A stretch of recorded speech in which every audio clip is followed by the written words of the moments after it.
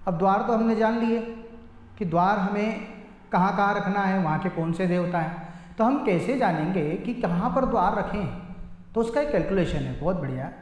जब भी हम रहने के लिए मकान बनाते हैं तो उसकी जो चौड़ाई है, मकान की जो चौड़ाई है, उसे हम 9 से भाग लगा दें। जैसे मान लो 20 फीट चौड़ाई है तो उसमें 9 का भाग लगाया तो हमारे पास क्या आ गया, 9 दूनी 18, बचे 2, फिर 9 पॉइंट में, फिर 9 दूनी 18, 9 दूनी 18 ने 2.22 हमें आंसर प्राप्त हो जाता है।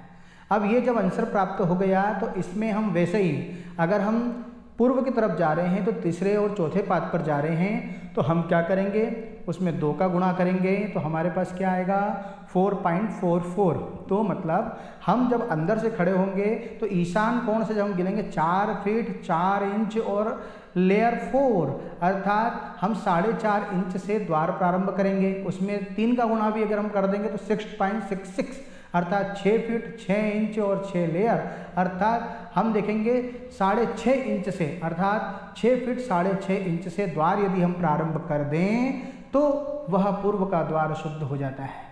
ऐसे ही दक्षिण में हम जाएंगे, दक्षिण में गृहक्षताय नमः है तो वहाँ पर भी अगर हमारी चौड़ाई 20 फीट है, दक्षिण मुखी द्वार है, दक्षिण मुखी मकान है, तो हम वहाँ क्या करेंगे, वही 3 का गुणा करेंगे तो 6 फीट और 6 इंच यानी 6.5 इंच पे हमें द्वार रखना होगा। तो यदि वहाँ से हम द्वार प्रारंभ करते हैं तो दक्षिण से आने वाली जो नेगेटिव ऊर्जा है वह भी हमारे लिए सकारात्मक हो जाएगी और दक्षिण मुखी मकान भी हमारे लिए शुभ होता है।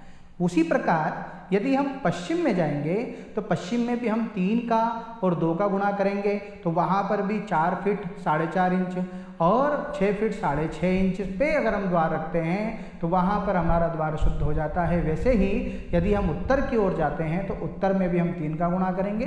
3 का गुणा यदि हम करते हैं तो उस कोने से, अर्थात वायव्य कोण से यदि हम 6.5 फीट यदि हम ले लें, 6 फीट 6 इंच यानी 6.5 इंच, तो आप ये देखेंगे आपका द्वार शुद्ध हो जाता है और ऐसे मकान में 40% वास्तु शुद्ध हो जाता है। ये हमें देखना होता है।